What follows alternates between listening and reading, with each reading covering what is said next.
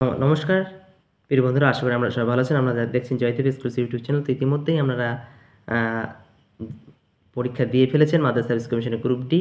তো এবার ওয়েট করছেন যে কাট অফ মার্কস কত এবং ইন্টারভিউ জন্য প্রস্তুতি শুরু করেছেন এবং ইন্টারভিউতে কতজনকে ডাকতে পারে।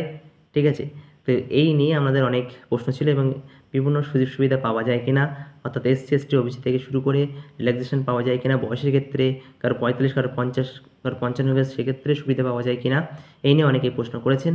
তো পুরো বিষয়টি 2010 সালের যে গেজেট নোটিফিকেশন অনুসারে আমাদের নিয়োগ পরীক্ষা সম্পূর্ণ হবে। তো সেই গেজেট নোটিফিকেশন অনুযায়ী কিন্তু আমাদের সামনে পুরো গেজেটটি কী কী বলা হয়েছে, নিয়োগ পরীক্ষা থেকে শুরু করে একদম ইন্টারভিউ পরীক্ষা থেকে শুরু করে একেবারে রেকমেন্ডেশন লেটার অর্থাৎ জয়েনিং পর্যন্ত পুরো বিষয়টি ক্লিয়ার করা হয়েছে।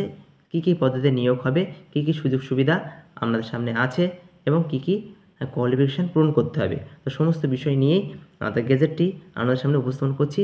এর ফলে আমাদের মাথার মধ্যে অনেক যে কোন কোশ্চেন ঘুরে বেড়াচ্ছে সেটা পুরোপুরি ক্লিয়ার হয়ে যাবে। তাহলে দেখুন এবং বুঝুন বিষয়টি, তাহলে আপনাদের ভয় ভীতি এবং যে বিভিন্ন প্রশ্ন ঘোরাফেরা করছে সেগুলো সব ক্লিয়ার হয়ে যাবে। তো চলুন আজকে আমরা গেজেট নোটিফিকেশানটি দেখে নিই। তো চলুন দেখে নিব আমরা 2010 সালের গেজেট। দেখুন, government of West Bengal, minority affairs and Madrasah education department, government of West Bengal, Friday November 12, 2010, Kolkata gazette. তো এখানে পুরো নিয়োগ পরীক্ষা সম্পর্কে category, in relation the post, teacher, headmaster, superintendent, assistant teacher, honours, post graduate, under graduate, তারপর non teaching staff means non teaching staff as define, group C D, সমস্ত category নিয়োগ পরীক্ষা সম্পর্কে আলোচনা হবে। তো এবার পরের পেজে চলে যাচ্ছি, আমরা দেখে নেব। দেখুন, এতে আছে টিচিং ক্যাটাগরি অফ আর বিতে আছে নন টিচিং ক্যাটাগরি অফ। তা আমরা চলে যাব নন টিচিং ক্যাটাগরিতে কী কী আছে। লাইব্রেরিয়ান আছে, গ্রুপ সি ক্লার্ক আছে, আর গ্রুপ ডি পিওন আছে, ম্যাট্রন আছে, ল্যাব অ্যাটেন্ডেন্ট আছে, নাইট গার্ড আছে। তাহলে গ্রুপ ডির বিভিন্ন ভাগ: peon, matron, lab attendant, night guard. ঠিক আছে, তো এই হচ্ছে বিভিন্ন ভাগ, গ্রুপ ডির ক্যাটাগরির ভাগ, পোস্ট ক্যাটাগরির, আর গ্রুপ ডি পোস্টের বিভিন্ন ভাগ। এবার চলে যাব আমরা নেক্সট পেজে। এবার এখানে নিয়োগ পরীক্ষা সম্পর্কে বলা হয়েছে। এখানে দেখুন, এখানে state means state West Bengal পুরোপুরি নিয়োগ পরীক্ষা সম্পর্কে আলোচনা করা হয়েছে। তো চলুন আমরা চলে যাই নেক্সট পেজে। নেক্সট পেজে চলে এসেছি। নেক্সট পেজে দেখুন, গ্রুপ ডি স্টাফ আছে এখানে এর দাগের। A list of candidates named in order, merit containing names of candidates equal to 0.10 times the number of vacancies occurred, declared or will occur for a state, region, area level selection test for the said category। তাহলে set category, group ডির যে category বলা হচ্ছে তাই বলে set category, সেই ক্যাটাগরিতে state, reason, area level সিলেকশনের হবে। তো সেখানে মেরিট লিস্টে নাম আসবে 0.10 টাইমস এই নাম্বার অনুসারে। তাহলে separate panels list may be prepared within the group D category post. তাহলে group D category post separate panel, আলাদা লিস্ট তৈরি হবে জেলা ওয়াইজ। ঠিক আছে, তো group D category post wise, that is lab attendant, matron, etcetera, as may be determined by the কমিশনের তরফ থেকে যে যে পদগুলো বলা হয়েছে। তো তারপর দেখুন, probation, degrading post, qualification, etcetera. এবার এখানে বলেছে কী কী যোগ্যতা থাকলে একজন ক্যান্ডিডেট আবেদন করতে পারবেন। তো এখানে আমাদের বিষয় কিছু দেখার নেই, কারণ আপনারা জানেন গ্রুপ ডি পরীক্ষা হয়েছিল 8 পাস যোগ্যতা এবং সর্বোচ্চ বয়স কত এখানে বলা রয়েছে। দেখুন, maximum age 55 years as on 1 January এখানে বলা আছে। সুতরাং যারা 55 বছর 55 বছর বয়স বলছিলেন তাদের কোনো আর অসুবিধা হবে না। তো দেখুন, চ্যাপ্টার 3তে চলে যাবে, scope, method of, manner of selection process. এইখানটা আমাদেরকে জানতে হবে। The scope of selection is limited to vacancy against regular full-time sanction post already occurred on her the date of advertisement within the 1st January next ensuing। এবার 2 number, out of the vacancies teaching and non-teaching up to 10% of each category। The teaching and non-teaching পদে up to 10% in each category of post bearing those of HM superintendent may be filled up for enlist candidates in death in harness and permanently incapacitated category। অর্থাৎ HM এবং superintendent পদ ব্যতীত বাদবাকি পদের ক্ষেত্রে 10% কোটাযুক্ত প্রার্থীদের সুযোগ দিতে হবে। অর্থাৎ এখানে কোটার কথা দিব্যি কিন্তু বলা হয়েছে। ঠিক আছে, 10% কোটাযুক্ত প্রার্থীদের সুযোগ কিন্তু দিতে হবে, এই কথাটি কিন্তু এখানে দিব্যি সুন্দরভাবে বলা রয়েছে। এবার তারপর আছে মেথড অফ সিলেকশন, কীভাবে সিলেকশন প্রসেস হবে। তারপর manners of selection, written examination, evaluation qualification, personal test, aptitude test. এখানে গ্রুপ ডি শুধুমাত্র তোমার হচ্ছে প্রিলি পরীক্ষা হবে, তারপর হচ্ছে মেন পরীক্ষা, তারপর পার্সোনাল টেস্ট। আর অ্যাপটিটিউড টেস্ট হচ্ছে গ্রুপ সি ক্লার্কের ক্ষেত্রে হয়ে থাকে। এবার ভ্যাকান্সি দেখবো আমরা। ভ্যাকান্সি তার আগে বলি যে কোটাযুক্ত ক্যান্ডিডেটের কথায় কিন্তু এখানে বলা রয়েছে, সুতরাং যারা কোটা নিয়ে বারবার প্রশ্ন করছিলেন তারা কিন্তু পুরো বিষয়টি বুঝতে পারলেন। তো এবার চলে যাব পরের পেজে। দেখুন, librarian clerk and group D staff, একেবারে 10-এর দাগে সি। Publish the tentative and revised number of vacancy of each category. প্রত্যেক ক্যাটাগরির থেকে অ্যাকচুয়াল নাম্বার সংখ্যা জানাতে হবে at the time of inviting application for state regional level selection test by declaring the tentative vacancies that have been reported and publication of the result of the written test and at the time of publication of the result of at the time of calling for personal test interview respectively।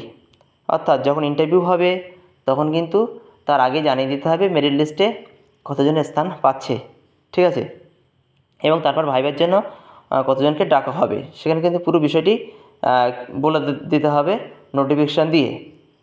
তাই arrangement of written test পরে চলে আসলাম। Holding of conduct written test, কীভাবে written test হবে এই বিষয়ে আমাদের দেখার দরকার নেই। এবার চলে যাবো আমরা evaluation of personal test. Personal test কীভাবে হবে সেই বিষয় নিয়ে আমরা আলোচনা করব। তো পার্সোনাল টেস্ট যখন হবে তারপরে পার্সোনাল টেস্টে পাস করলে আমাদের ইন্টিমেশন লেটার পাঠানো হবে, ঠিক আছে। তারপরে আমাদের হবে কাউন্সেলিং। তো এখানে দেখুন যে ইন্টারভিউ বোর্ডে কারা কারা থাকবে ওই গ্রুপ ডি পরীক্ষায় সেটা আমরা জেনে নেব। এখানে কিন্তু দিব্যি বলা রয়েছে। তো দেখুন 4 দাগের পর 5 দাগ selection for the post of group D, 1 member of the West Bengal mother service commission chairman. তাহলে মাদার সার্ভিস কমিশনের চেয়ারম্যানের একটি সদস্য থাকবেন। And expert having administrative experience, একজন প্রশাসনিক অভিজ্ঞতা সম্পন্ন লোক থাকবেন। সার্কুলার প্রিন্সিপাল হবে এনি রেকগনাইজড কলেজ, তাহলে এক প্রিন্সিপাল হতে পারে যে কোনো সরকারি স্বীকৃত কলেজ থেকে। আর as an officer having minimum 10 years experience in a recognised university, অবশ্যই একজন অফিসার হতে পারে, 10 বছর অভিজ্ঞতা আছে তার, এমন ব্যক্তিকে নিতে হবে, সেই অফিসারকে, ঠিক আছে। West Bengal of head of the higher secondary school মাদ্রাসা, তো সেই হায়ার সেকেন্ডারি স্কুল হতে পারে, মাদ্রাসা হতে পারে। At least 10 years in the capacity to be appointed by the commissioner member, কমিশনের সদস্য হিসেবে তাদেরকে নিয়োগ করা যেতে পারে। A nominee of the West Bengal board of Madrasah education, একজন নমিনি থাকবে। Not below the rank of assistant secretary member, assistant secretary member হবে, তার নিচের র্যাঙ্কের কেউ থাকতে পারবে না, তার জন্য একজন বোর্ড নমিনি থাকবে।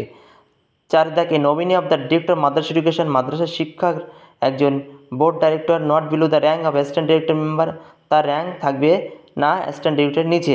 তো দেখুন এখানে 4 জন ক্যান্ডিডেট কিন্তু আমাদের গ্রুপ ডি পরীক্ষা হাজির থাকবে, অর্থাৎ বোর্ড মেম্বার হবে 4 জন। ক্লিয়ার হলো?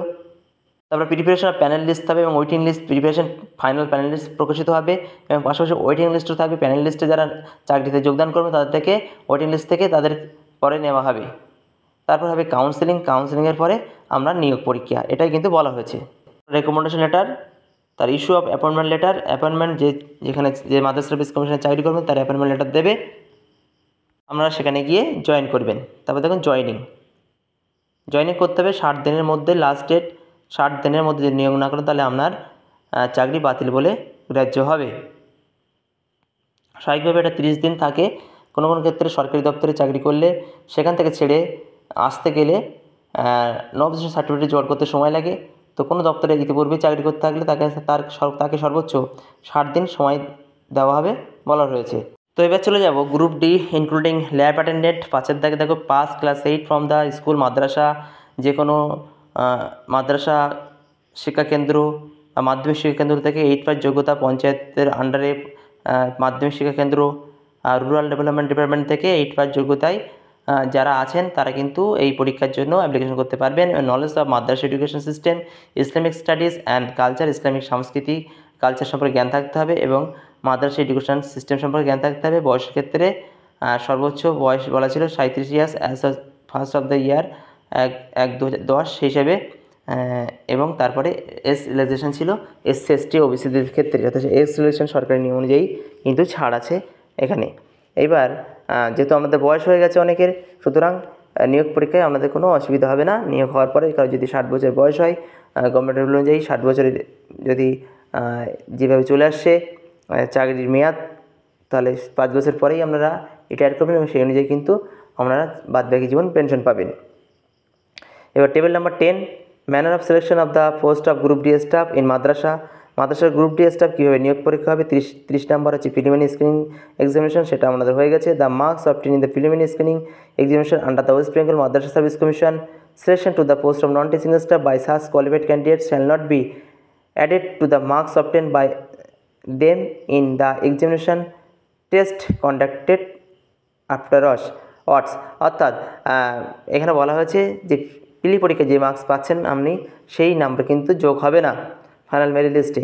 সুতরাং রিটেন এক্সামিনেশন 15 মার্কস এবং পার্সোনাল টেস্ট 5 মার্কস, এই 20 নম্বরে কিন্তু আমাদের পুরো পরীক্ষায় সম্পূর্ণ হবে। এর মধ্যে যারা হাইস্ট পাবেন তারা কিন্তু র্যাঙ্কে আসবেন এবং সে অনুযায়ী চাকরি পাবেন। Appearance before the personal test vote is compulsory, কিন্তু এই শুধুমাত্র ইন্টারভিউতে আমি ভালো নম্বর পাবো আর রিটেন পরীক্ষা আমি 10-12 পেয়ে উত্তরে যাবো এমনভাবে হবে না, কারণ বা 9 পেয়ে উত্তরে যাবে এমনভাবে হবে না, কারণ রিটেন এক্সামিনেশনে নির্দিষ্ট কোয়ালিফাইং মার্কস কিন্তু পেতে হবে। Appearance before the personal test vote is compulsory, সুতরাং পার্সোনাল টেস্টে ডাক পাওয়ার আগে অবশ্যই রিটেন এক্সামিনে পাস করতে হবে, এটা কিন্তু বলা হয়েছে। তো তারপর দেখুন, there shall be no evaluation for academic qualification for the selection of group D staff including laboratory attendant peon in মাদ্রাসা in West Bengal. Laboratory attendant পিওনের পদের ক্ষেত্রে, গ্রুপ ডি পদের ক্ষেত্রে কোনো অ্যাকাডেমিক নাম্বার কিন্তু আপনাদের জন্য নয়। অর্থাৎ অ্যাকাডেমিক নাম্বার যে ভালো স্টুডেন্ট সে হচ্ছে, মনে করুন অ্যাকাডেমিকে 20-র মধ্যে পেয়েছে 20, আবার কেউ খারাপ স্টুডেন্ট সে পেয়েছে 10, অর্থাৎ 3rd ডিভিশন প্রত্যেকটা ক্ষেত্রে। সেক্ষেত্রে অ্যাকাডেমিক নাম্বার আপনি যা পান না কেন, বেশি পান আর কম পান, সেটা কোনো মূল্য বিষয় না। মূল বিষয় হবে আপনার পরীক্ষা এবং ইন্টারভিউতে কত পাচ্ছেন তারপরে নির্ভর করে কিন্তু মেরিট লিস্ট তৈরি হবে। সুতরাং অ্যাকাডেমিক যারা ভালো আছেন তারা ভাববেন না যে আমাদের রেজাল্ট ভালো আছে আমাদের আগে সুযোগ দেওয়া হবে। আশা করি আপনাদের পুরো গেজেট নোটিফিকেশান ধরে বিস্তারিত বর্ণনা করলাম, পুরো বিষয়টি আপনাদের ক্লিয়ার হয়ে গেল। এরপরেও যদি আর কোনো কমেন্ট থাকে অবশ্যই কমেন্ট বক্সে জানাবেন, আপনাদের উত্তর দেওয়ার চেষ্টা করা হবে। সকলে ভালো থাকুন, সুস্থ থাকুন। যারা চ্যানেলটি নতুন আপনারা সাবস্ক্রাইব করবেন, বন্ধুদের মধ্যে শেয়ার করবেন। ইন্টারভিউ পরীক্ষা নিয়ে প্রচুর ভিডিও আমার চ্যানেলে রয়েছে, আমরা সেগুলো দেখতে থাকুন। জেনারেল নলেজ, কারেন্ট অ্যাফেয়ার্স সমস্ত কিছুই টপ কিন্তু দেওয়া হচ্ছে।